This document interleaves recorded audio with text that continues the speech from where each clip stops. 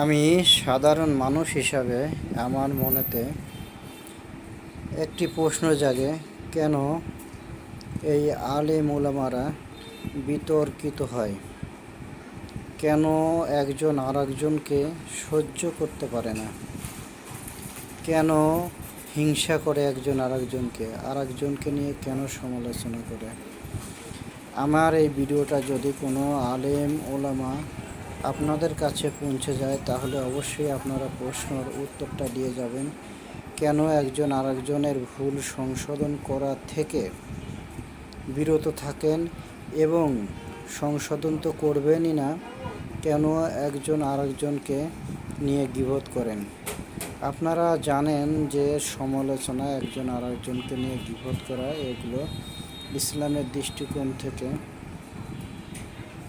এটা আল্লাহ কখনোই মাফ করবে না আপনাদেরকে।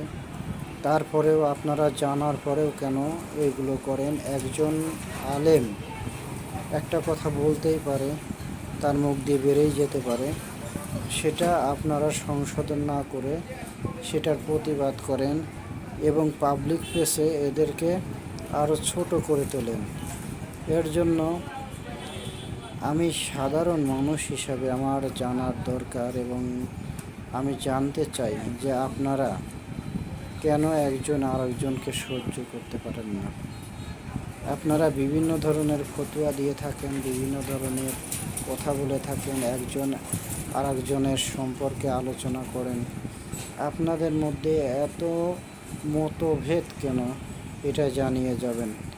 যারাই ভিডিওটা দেখেন না কেন, অবশ্যই বলবেন যে আলেম ওলামাদের মধ্যে এত বিভেদ কেন, এত বিদ্বেষ কেন, একে অপরকে নিয়ে এত সমালোচনা কেন?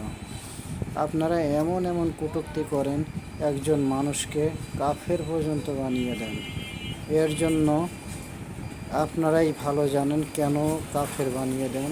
আমার প্রশ্ন থাকবে যে আপনারা একজন আরেকজনকে কেন সহ্য করতে পারেন না?